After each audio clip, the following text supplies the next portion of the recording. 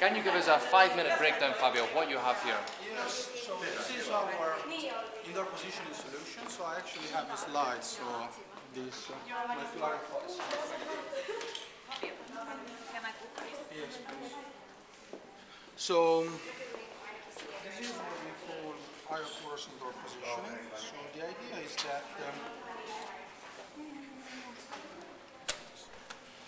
so the basic idea is that we can have positioning beacons that are antenna, looking like that one. That one is currently the old version of it. I have the new version somewhere else that I wish actually it's this is how the new antenna would look like. So it's something that is 20 centimeter times 4.5 centimeters, and actually the thickness will be reduced even more. The tallest component is actually the Ethernet connector. So the basic idea is that we would like to be able to locate and track several objects within a building, and we have different ideas on how to do it. So one is more like an industrial case. So the idea would be that you use these kind of tags that are Bluetooth low energy based tags. They have a battery which runs for 1.5 to 2 years, and it has a very simple radio transmitter, and it's something that you can actually miniaturize. We have put in golf ball, for instance, and we try to break it, but the latest version has survived over 50 hits with the golf club. So the idea would be that you would install these position beacons in your facility, and then you measure angles. So there would be azimuth and elevation, and then by projecting the angle to a plane, you can actually solve the 2D location. So if you think about the basic indoor positioning technology, we actually use triangularization. That's a very hard requirement because you are asking to the system or to the user to be always on site or at least 3 antennas. Here we don't do that. We just say that one antenna is enough and you get a 2D position. And of course you can use more than one antenna. And by doing that, you can either resolve the 3D location, or you could increase the accuracy of your positioning system. So this is like the history of how the antennas were developed through the years. So we started with Demola and end up with the flatfish. But anyhow, this is what we call the server-centric approach. So this is something that could, for instance, be applied in an industrial environment. So let's say that you have this tag, you want to know where are office appliances, or machinery, or you have a warehouse, or you want to know where boxes are, or you have a shopping center, you want to know where shopping carts are moving in your shop.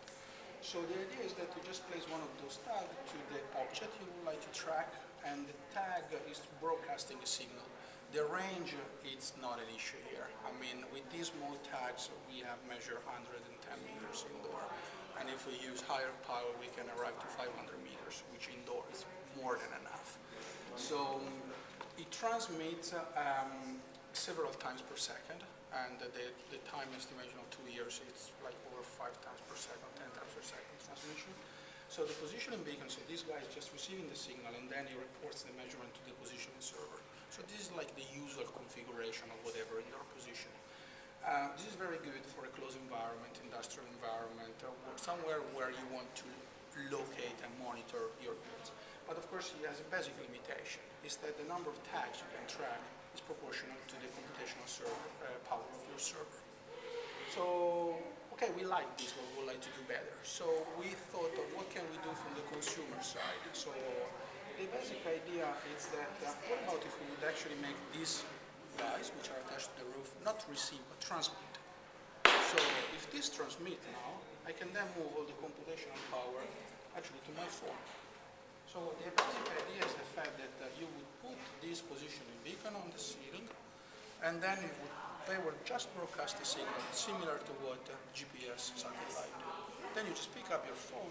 Since you're using Bluetooth low energy technology, you just use the same antenna, Bluetooth antenna that you have already on board, and then you just receive the signal, and it doesn't matter the orientation. You can move your phone in whatever direction you want. So you receive the signal, and then you run all the processing on the mobile phone side. There are two main advantages. The first one is the fact that now, by using one positioning beacon, you can actually provide positioning services to an unlimited number of users. That is the same as GPS does. And the other thing is that you don't have any concern with privacy of the data. because everyone is computing his own position. There is no any server that collects the data. So if the user wants, can use some social network for exchanging those position information. Otherwise, he's just keeping for himself and he's happy with it. And then all the information about the indoor maps and or metadata that can be connected to the maps, such as point of interest or advertisement or whatever. Then something that can either be pre-downloaded into your phone, as you do in OBMap nowadays. You just fly to Chicago and you will say, I download the indoor map of the airport. And when you go there, you are well set up to run the application, or you can just do it on flight. That means that you walk inside the shopping center, you've never been there before, the phone recognizes that you are there because it starts to receive this positioning packet, Bluetooth packet. And then, okay, it is clever to understand, okay, now I'm indoor, and if you enable it, then it would just look for the mapping, whatever cloud, so in some database, download that one on flight, and there you go. And then you have your indoor map with all the data, and you can happily navigate around. And of course, I mean, if you do these, then you can also apply whatever service, like routing of the user, and use those data for whatever you want. You could, for instance, send real-time advertisement to the user, because you can somehow know what is his location. This is pretty much how the algorithm works. I don't go in details on this, but pretty much the positioning algorithm which runs here is the same that runs in the server. So the positioning algorithm is stupid in the way that it doesn't understand if he's on a server or if he's on a mobile phone. And it's actually very simple, so that there is no problem to run in there. This is like an example of very technical stuff, but let's keep that. So this is actually an example of how the system works. These numbers are wrong, by the way. I'm sorry, I forgot to update this one. It belonged to over a year ago. But anyway, so in here we have, this is our facility in Helsinki Research Center. So we have an antenna here on the roof, that's 21 meters high. And as you can see, there is an auditorium in the middle, and this is the blue is the reference part, and the red one is the measure part. So we get an accuracy that goes from 15 centimeter to a meter.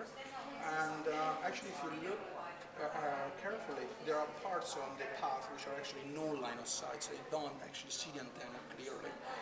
But the algorithm it's robust enough so that it can estimate the direction from which most of the energy comes from, and that's enough to actually resolve the location. Of course, you might get the degradation in the estimation performance, but that's something that we feed back to the user. So the algorithm does not just give XY coordinate blindly, but we also say timestamp and we also say quality.